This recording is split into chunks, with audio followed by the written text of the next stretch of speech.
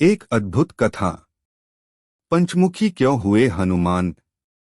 लंका में महाबलशाली मेघनाद के साथ बड़ा ही भीषण युद्ध चला।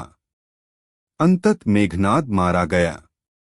रावण, जो अब तक मद में चूर था, राम सेना खास तौर पर लक्ष्मण का पराक्रम सुनकर थोड़ा तनाव में आया। रावण को कुछ दुहखी देखकर रावण की मां कैकसी ने उसके पाताल में बसे दो भाइयों अहिरावण और महिरावण की याद दिलाई। रावण को याद आया कि यह दोनों तो उसके बचपन के मित्र रहे हैं। लंका का राजा बनने के बाद उनकी सुध ही नहीं रही थी। रावण यह भली प्रकार जानता था कि अहिरावण व महिरावण तंत्र मंत्र के महापंडित, जादू टोने के धनी और मां कामाक्षी के परम भक्त हैं। रावण ने उन्हें बुला भेजा और कहा कि वह अपने छल बल कौशल से श्री राम व लक्ष्मण का सफाया कर दे। यह बात दूतों के जरिए विभीषण को पता लग गई।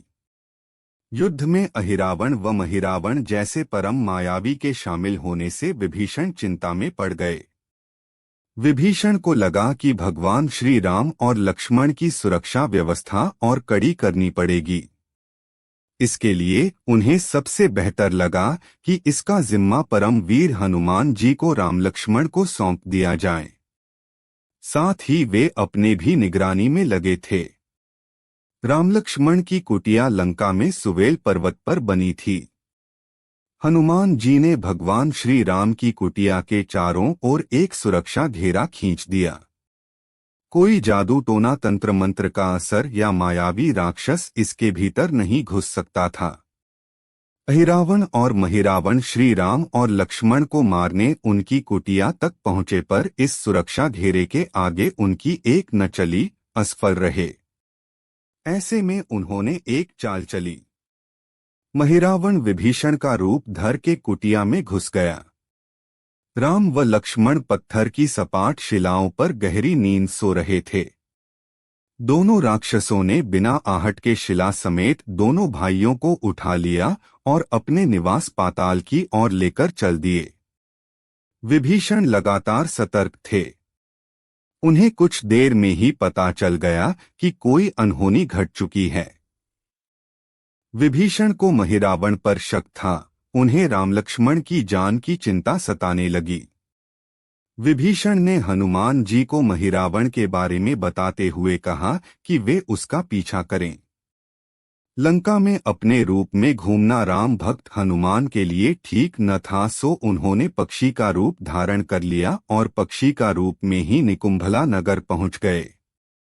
निकुंभला नगरी में पक्षी रूप धरे हनुमान जी ने कबूतर और कबूतरी को आपस में बतियाते सुना। कबूतर कबूतरी से कह रहा था कि अब रावण की जीत पक्की है। अहिरावण व महिरावण राम लक्ष्मण को बलि चढ़ा देंगे। बस सारा युद्ध समाप्त।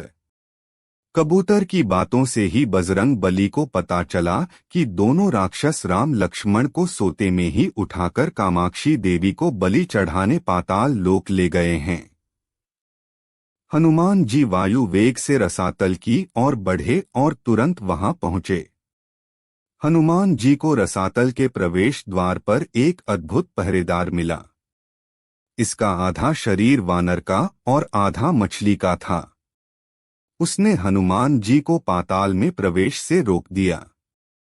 द्वारपाल हनुमान जी से बोला कि मुझको परास्त किए बिना तुम्हारा भीतर जाना असंभव है। दोनों में लड़ाई ठन गई।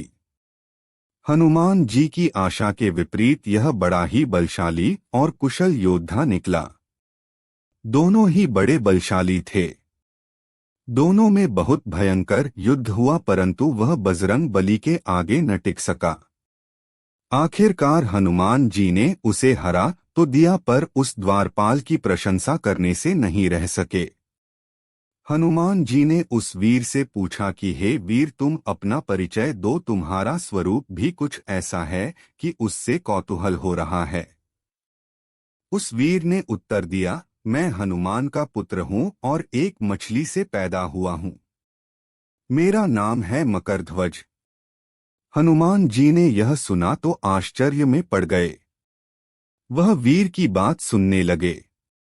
मकरध्वज ने कहा, लंका दहन के बाद हनुमान जी समुद्र में अपनी अग्नि शांत करने पहुंचे। उनके शरीर से पसीने के रूप में तेज गिरा। उस समय मेरी माँ ने आहार के लिए मुख खोला था। वह तेज मेरी माता ने अपने मुख में ले लिया और गर्भवती हो गई। उसी से मेरा जन्म हुआ है। हनुमान जी ने जब यह सुना तो मकरध्वज को बताया कि वह ही हनुमान हैं। मकरध्वज ने हनुमान जी के चरण स्पर्श किए और हनुमान जी ने भी अपने बेटे को गले लगा लिया और वहां आने का पूरा कारण बताया। उन्होंने अपने पुत्र से कहा कि अपने पिता के स्वामी की रक्षा में सहायता करो। मकरध्वज ने हनुमान जी को बताया कि कुछ ही देर में राक्षस बलि के लिए आने वाले हैं। बेहतर होगा कि आप रूप बदलकर कामाक्षी के मंदिर में जाकर बैठ जाएं। उनको सारी पूजा झरोखे से करने को कहें। हनुमान जी ने पहले तो मधुमक्खी का वेश धरा और मां कामाक्षी के मंदिर में घुस गए। हनुमान जी ने मां कामाक्षी को नमस्कार कर सफलता की कामना की और फिर पूछा, हे मां, क्या आप वास्तव में श्री राम जी और लक्ष्मण जी की बलि चाहती हैं? हनुमान जी के इस प्रश्न पर मां कामाक्षी ने उत्तर दिया कि नहीं, मैं तो दुष्ट अहिरावण व महिरावण की बलि चाहती हूँ। यह दोनों मेरे भक्त तो हैं पर अधर्मी और अत्याचारी भी हैं। आप अपने प्रयत्न करो, सफल रहोगे। मंदिर में 5 दीप जल रहे थे। अलग अलग दिशाओं और स्थान पर मां ने कहा, यह दीप अहिरावण ने मेरी प्रसन्नता के लिए जलाए हैं। जिस दिन ये एक साथ बुझा दिए जा सकेंगे उसका अंत सुनिश्चित हो सकेगा। इस बीच गाजे बाजे का शोर सुनाई पड़ने लगा। अहिरावण महिरावण बलि चढ़ाने के लिए आ रहे थे। हनुमान जी ने अब मां कामाक्षी का रूप धरा। जब अहिरावण और महिरावण मंदिर में प्रवेश करने ही वाले थे कि हनुमान जी का महिला स्वर गूंजा। हनुमान जी बोले, मैं कामाक्षी देवी हूँ और आज मेरी पूजा झरोखे से करो। झरोखे से पूजा आरंभ हुई। ढेर सारा चढ़ावा मां कामाक्षी को झरोखे से चढ़ाया जाने लगा। अंत में बंधक बलि के रूप में राम लक्ष्मण को भी उसी से डाला गया। दोनों बंधन में बेहोश थे। हनुमान जी ने तुरंत उन्हें बंधन मुक्त किया। अब पाताल लोक से निकलने की बारी थी, पर उससे पहले मां कामाक्षी के सामने अहिरावण महिरावण की बलि देकर उनकी इच्छा पूरी करना और दोनों राक्षसों को उनके किए की सजा देना शेष था। अब हनुमान जी ने मकरध्वज को कहा कि वह अचेत अवस्था में लेटे हुए भगवान राम और लक्ष्मण का खास ख्याल रखे और उसके साथ मिलकर दोनों राक्षसों के खिलाफ युद्ध छेड़ दिया। पर यह युद्ध आसान न था। अहिरावण और महिरावण बड़ी मुश्किल से मरते तो फिर 5-5 के रूप में जिदा हो जाते। इस विकट स्थिति में मकरध्वज ने बताया कि अहिरावण की एक पत्नी नागकन्या है। अहिरावण उसे बलात् हर लाया है। वह उसे पसंद नहीं करती पर मन मार के उसके साथ है। वह अहिरावण के राज जानती होगी। उससे उसकी मौत का उपाय पूछा जाए। आप उसके पास जाएं और सहायता मांगे। मकरध्वज ने राक्षसों को युद्ध में उलझाए रखा और उधर हनुमान अहिरावण की पत्नी के पास पहुंचे। नागकन्या से उन्होंने कहा कि यदि तुम अहिरावण के मृत्यु का भेद बता दो तो हम उसे मारकर तुम्हें उसके चंगुल से मुक्ति दिला देंगे। अहिरावण की पत्नी ने कहा, मेरा नाम चित्रसेना है। मैं भगवान विष्णु की भक्त हूँ। मेरे रूप पर अहिरावण मर मिटा और मेरा अपहरण कर यहाँ कैद किए हुए है, पर मैं उसे नहीं चाहती। लेकिन मैं अहिरावण का भेद तभी बताऊंगी जब मेरी इच्छा पूरी की जाएगी। हनुमान जी ने अहिरावण की पत्नी नागकन्या चित्रसेना से पूछा कि आप अहिरावण की मृत्यु का रहस्य बताने के बदले में क्या चाहती हैं? आप मुझसे अपनी शर्त बताएं, मैं उसे जरूर मानूंगा। चित्रसेना ने कहा, दुर्भाग्य से अहिरावण जैसा असुर मुझे हर लाया। इससे मेरा जीवन खराब हो गया। मैं अपने दुर्भाग्य को सौभाग्य में बदलना चाहती हूँ। आप अगर मेरा विवाह श्री राम से कराने का वचन दें तो मैं अहिरावण के वध का रहस्य बताऊंगी। हनुमान जी सोच में पड़ गए।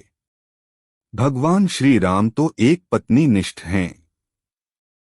अपनी धर्म पत्नी देवी सीता को मुक्त कराने के लिए असुरों से युद्ध कर रहे हैं।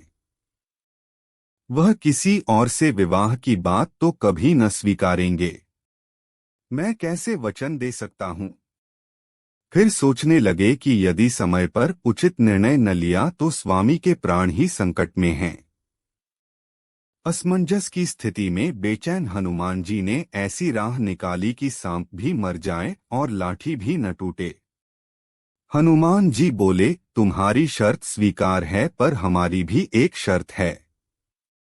यह विवाह तभी होगा जब तुम्हारे साथ भगवान राम जिस पलंग पर आसीन होंगे वह सही सलामत रहना चाहिए। यदि वह टूटा तो इसे अपशकुन मानकर वचन से पीछे हट जाऊंगा।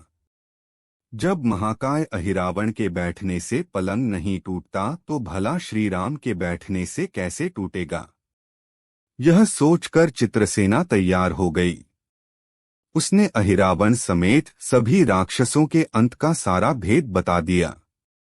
चित्रसेना ने कहा, दोनों राक्षसों के बचपन की बात है। इन दोनों के कुछ शरारती राक्षस मित्रों ने कहीं से एक भ्रामरी को पकड़ लिया। मनोरंजन के लिए वे उसे भ्रामरी को बार बार कांटों से छेड़ रहे थे। भ्रामरी साधारण भ्रामरी न थी। वह भी बहुत मायावी थी, किंतु किसी कारण वश वह पकड़ में आ गई थी। भ्रामरी की पीड़ा सुनकर अहिरावण और महिरावण को दया आ गई और अपने मित्रों से लड़कर उसे छुड़ा दिया। मायावी भ्रामरी का पति भी अपनी पत्नी की पीड़ा सुनकर आया था। अपनी पत्नी की मुक्ति से प्रसन्न होकर उस भौरे ने वचन दिया कि तुम्हारे उपकार का बदला हम सभी भ्रमर जाति मिलकर चुकाएंगे। ये भौरे अधिकतर उसके शयन कक्ष के पास रहते हैं। ये सब बड़ी भारी संख्या में हैं। दोनों राक्षसों को जब भी मारने का प्रयास हुआ है और ये मरने को हो जाते हैं, तब भ्रमर उनके मुख में एक बूंद अमृत का डाल देते हैं। उस अमृत के कारण ये दोनों राक्षस मरकर भी जिंदा हो जाते हैं। इनके कई कई रूप उसी अमृत के कारण हैं। इन्हें जितनी बार फिर से जीवन दिया गया उनके उतने नए रूप बन गए हैं। इसलिए आपको पहले इन भंवरों को मारना होगा। हनुमान जी रहस्य जानकर लौटे। मकरध्वज ने अहिरावण को युद्ध में उलझा रखा था, तो हनुमान जी ने भंवरों का खात्मा शुरू किया। वे आखिर हनुमान जी के सामने कहाँ तक टिकते? जब सारे भ्रमर खत्म हो गए और केवल एक बचा तो वह हनुमान जी के चरणों में लौट गया। उसने हनुमान जी से प्राण रक्षा की याचना की। हनुमान जी पसीज गए। उन्होंने उसे क्षमा करते हुए एक काम सौंपा। हनुमान जी बोले, मैं तुम्हें प्राण दान देता हूं, पर इस शर्त पर कि तुम यहाँ से तुरंत चले जाओगे और अहिरावण की पत्नी के पलंग की पाटी में घुसकर जल्दी से जल्दी उसे पूरी तरह खोखला बना दोगे। भंवरा तत्काल चित्रसेना के पलंग की पाटी में घुसने के लिए प्रस्थान कर गया। इधर अहिरावण और महिरावण को अपने चमत्कार के लुप्त होने से बहुत अचरज हुआ, पर उन्होंने मायावी युद्ध जारी रखा। भ्रमरों को हनुमान जी ने समाप्त कर दिया। फिर भी हनुमान जी और मकरध्वज के हाथों अहिरावण और महिरावण का अंत नहीं हो पा रहा था। यह देखकर हनुमान जी कुछ चिंतित हुए। फिर उन्हें कामाक्षी देवी का वचन याद आया। देवी ने बताया था कि अहिरावण की सिद्धि है कि जब पांचों दीपकों एक साथ बुझेंगे तभी वे नए नए रूप धारण करने में असमर्थ होंगे और उनका वध हो सकेगा। हनुमान जी ने तत्काल पंचमुखी रूप धारण कर लिया। उत्तर दिशा में वराह मुख, दक्षिण दिशा में नरसिंह मुख, पश्चिम में गरुड़ मुख, आकाश की ओर हयग्रीव मुख एवं पूर्व दिशा में हनुमान मुख। उसके बाद हनुमान जी ने अपने पांचों मुख द्वारा एक साथ पांचों दीपक बुझा दिए। अब उनके बार बार पैदा होने और लंबे समय तक जिंदा रहने की सारी आशंकाएं समाप्त हो गई थी। हनुमान जी और मकरध्वज के हाथों शीघ्र ही दोनों राक्षस मारे गए। इसके बाद उन्होंने श्री राम और लक्ष्मण जी की मूर्छा दूर करने के उपाय किए। दोनों भाई होश में आ गए। चित्रसेना भी वहां आ गई थी। हनुमान जी ने कहा, प्रभु, अब आप अहिरावण और महिरावण के छल और बंधन से मुक्त हुए, पर इसके लिए हमें इस नागकन्या की सहायता लेनी पड़ी थी। अहिरावण इसे बलपूर्वक उठा लाया था। वह आपसे विवाह करना चाहती है। कृपया उससे विवाह कर अपने साथ ले चलें। इससे उसे भी मुक्ति मिलेगी। श्री राम हनुमान जी की बात सुनकर चकराए। इससे पहले कि वह कुछ कह पाते, हनुमान जी ने ही कह दिया, भगवान, आप तो मुक्तिदाता हैं। अहिरावण को मारने का भेद इसी ने बताया है। इसके बिना हम उसे मारकर आपको बचाने में सफल न हो पाते। कृपा निधान इसे भी मुक्ति मिलनी चाहिए। परंतु आप चिंता न करें। हम सबका जीवन बचाने वाले के प्रति बस इतना कीजिए कि आप बस इस पलंग पर बैठिए, बाकी का काम मैं संपन्न करवाता हूँ। हनुमान जी इतनी तेजी से सारे कार्य करते जा रहे थे कि इससे श्री राम जी और लक्ष्मण जी दोनों चिंता में पड़ गए। वह कोई कदम उठाते कि तब तक हनुमान जी ने भगवान राम की बाह पकड़ ली। हनुमान जी ने भावावेश में प्रभु श्री राम की बाह पकड़कर चित्रसेना के उस सजेधजे विशाल पलंग पर बिठा दिया। श्री राम कुछ समझ पाते कि तभी पलंग की खोखली पाटी चरमराकर टूट गई। पलंग धराशायी हो गया। चित्रसेना भी जमीन पर आ गिरी। हनुमान जी हंस पड़े और फिर चित्रसेना से बोले, अब तुम्हारी शर्त तो पूरी हुई नहीं, इसलिए यह विवाह नहीं हो सकता। तुम मुक्त हो और हम तुम्हें तुम्हारे लोक भेजने का प्रबंध करते हैं। चित्रसेना समझ गई कि उसके साथ छल हुआ है। उसने कहा कि उसके साथ छल हुआ है। मर्यादा पुरुषोत्तम के सेवक उनके सामने किसी के साथ छल करें, यह तो बहुत अनुचित है। मैं हनुमान को श्राप दूंगी। चित्रसेना हनुमान जी को श्राप देने ही जा रही थी कि श्री राम का सम्मोहन भंग हुआ। वह इस पूरे नाटक को समझ गए। उन्होंने चित्रसेना को समझाया, मैंने एक पत्नी धर्म से बंधे होने का संकल्प लिया है, इसलिए हनुमान जी को यह करना पड़ा। उन्हें क्षमा कर दो। क्रुद्ध चित्रसेना तो उनसे विवाह की जिद पकड़े बैठी थी। श्री राम ने कहा, मैं जब द्वापर में श्री कृष्ण अवतार लूंगा तब तुम्हें सत्यभामा के रूप में अपनी पटरानी बनाऊंगा। इससे वह मान गई। हनुमान जी ने चित्रसेना को उसके पिता के पास पहुंचा दिया।